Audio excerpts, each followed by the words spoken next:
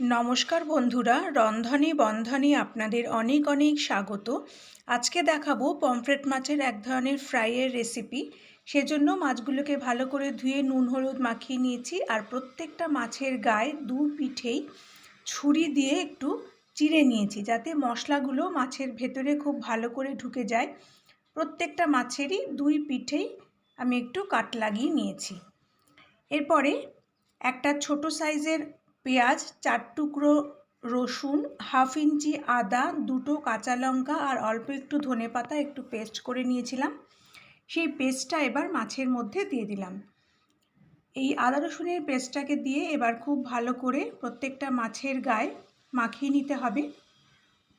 মাছের গায়ে যেখানে আমি একটু চিড়ে নিয়েছি, সেই চেরা অংশের ভেতরেও মশলাগুলোকে ঢুকিয়ে ঢুকিয়ে মেখে নিতে হবে, যাতে মাছের একদম ভেতর পর্যন্ত মশলাগুলো ঢুকে যায়। প্রত্যেকটা মাছের গায়ে দুই পিঠেই খুব ভালো করে মশলাগুলো লাগিয়ে নেব। আমার রেসিপিগুলো আপনাদের ভালো লাগলে চ্যানেলটাকে প্লিজ সাবস্ক্রাইব করে দেবেন, আর পাশে থাকা বেল আইকনটাকে প্রেস করে দেবেন, যাতে পরবর্তী রেসিপিগুলো আপলোড করলে তার নোটিফিকেশন আপনাদের কাছে পৌঁছে যায়। দেখুন, পেঁয়াজ রসুনের পেস্টটা প্রত্যেকটা মাছের গায়ে খুব ভালো করে মাখানো হয়ে গেছে। এবারে দেব 2 চামচ লেবুর রস।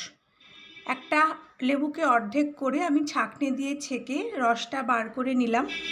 এবার লেবুর রসটা দিয়েও খুব ভালো করে মাছের গায়ে মাখিয়ে নিতে হবে।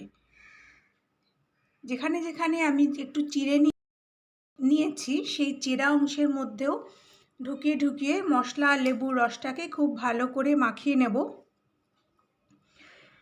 সমস্ত মশলা মাখানো হয়ে গেলে 15 থেকে 20 মিনিট মাছগুলোকে ঢেকে রেখে দেব। 20 মিনিট পরে একটা বাটিতে একটা ডিম ভেঙে নিলাম।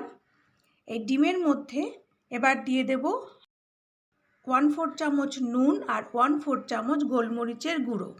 নুন আর গোলমরিচ দিয়ে ডিমটাকে খুব ভালো করে এবার ফেটিয়ে নিতে হবে। দেখুন, ডিমটা ফেটানো হয়ে গেছে। এরপর একটা প্লেট নিয়েছি, সেই প্লেটের মধ্যে অল্প করে কিছুটা সুজি নেব। বেশি সুজি নেবেন না, একটা মাছের জন্য যতটা দরকার ততটুকুই সুজি নেবেন। এবার যে ম্যারিনেট করে রেখেছিলাম মাছগুলো, সেখান থেকে একটা মাছ নিয়ে ডিমের গোলার ভেতরে মাছের দুই পিঠ খুব ভালো করে চুবিয়ে নিয়ে মাছটাকে এবার সুজির ওপর রাখতে হবে। যেহেতু মাছের গাটা একদম ভেজা আছে, তাই শুকনো সুজিটা খুব সহজেই মাছের গায়ে লেগে যাবে। মাছের দুই পিঠে খুব ভালো করে সুজির কোটিংটা করে নিতে হবে। এরপরে কড়াইতে একটু তেল দিয়েছি, তেলটা ভালো করে গরম হয়ে গেলে সুজির কোটিং করা এবার এই মাছটাকে তেলের মধ্যে দিয়ে দেব। এবার গ্যাসটাকে লোতে রেখে মাছটাকে ভেজে নিতে হবে। আরেকটা মাছও একইভাবে ডিমের গোলার মধ্যে চুবিয়ে নিয়ে এবার সুজির মধ্যে দেব। আমি আরেকভাবে মাছ ভাজাটা দেখিয়ে দিচ্ছি। মাছের দুই পিঠে সুজির কোটিংটা খুব ভালো করে করে নিতে হবে। এরপর যে ডিমের গোলাটা আছে, সেখান থেকে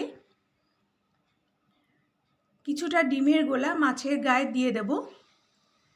তারপরে এই ডিমের ওপরেই আবার কিছুটা শুকনো সুজি দিয়ে মাছটাকে কোটিং করে নিতে হবে। এভাবে করলে মাছ ভাজাটা খেতে আরও বেশি ভালো হয়। মাছের দুই পিঠেই খুব ভালো করে সুজির কোটিংটা করা হয়ে গেলে, দেখুন দুটো পিঠে খুব ভালো করে সুজিটা মাখানো হয়ে গেছে। এবার এই মাছটাকেও তুলে তেলের মধ্যে দিয়ে দেব। গ্যাসটাকে কখনো লো টু মিডিয়ামে রেখে কখনো লোতে রেখে মাছগুলোকে ভেজে নিতে হবে। প্রথম যে মাছটা দিয়েছিলাম সেটার একটা পিঠ খুব ভালো করে ভাজা হয়ে গেছে। এবার এই মাছটাকেও উল্টে দেব। হাই করে প্লিজ ভাজবেন না, যেহেতু আমার কড়াইটা একটু বড় আছে, তাই একবারেই 3টে মাছ ভাজা হয়ে যাবে। আরেকটা মাছও দিয়ে দিলাম তেলের মধ্যে। হাই করে ভাজলে কি হবে, ওপরে কোটিংগুলো ভাজা হয়ে যাবে, কিন্তু ভেতরের মাছটা একদম কাঁচা থেকে যাবে। তাই লো টু মিডিয়ামে রেখে আবার কখনো লোতে রেখে খুব ভালো করে মাছগুলো ভেজে নিতে হবে। মাছগুলোর একটা পিঠ ভাজা হয়ে গেছে, উল্টে দিলাম। উল্টে দিয়ে অপর পিঠটাও লো ফ্লেমে ভেজে নিতে হবে। শুধু পমফ্রেট মাছ নয়, এইভাবে আপনারা তোপসে মাছও ফ্রাই করতে পারেন, খেতে কিন্তু অসম্ভব ভালো হয়। গরম ডাল ভাতের সাথে বা গরম ভাতের সাথে ঘি দিয়ে এই মাছ ভাজা খেতে কিন্তু অসাধারণ লাগে। আপনারা প্লিজ বাড়িতে একবার এভাবে বানাবেন। গ্যাসটাকে লোতে রেখে উল্টে পাল্টে মাছগুলোকে এবার ভেজে নিতে হবে। একটু সময় লাগবে ঠিকই, এভাবে ভাজলে কি হবে, মাছের ভেতর পর্যন্ত খুব ভালো করে সেদ্ধ হয়ে যাবে। মাছের ভেতরটা একদম নরম থাকবে আর বাইরেটা ক্রাঞ্চি হবে, মুচমুচে হবে। মাছ ভাজাটা খেতে খুব ভালো হবে। উল্টে পাল্টে মাছগুলোকে খুব ভালো করে ভেজে নিয়েছি।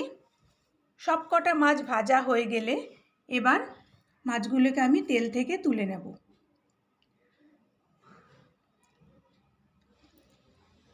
তেল থেকে তুলে মাছগুলোকে আমি একটা প্লেটে রেখেছি। এরপরে মাছগুলোকে আমি সার্ভ করে নেব। কয়েকটা অনিয়ন রিং, কয়েকটা লেবুর টুকরো আর কিছুটা ধনেপাতা দিয়ে আমি প্লেটিং করে নিয়েছি। আশা করি আমার আজকের রেসিপিটি আপনাদের ভালো লেগেছে। পরের দিন আবার একটা নতুন রেসিপি নিয়ে চলে আসব। ততক্ষণ আপনারা ভালো থাকবেন, সুস্থ থাকবেন। নমস্কার।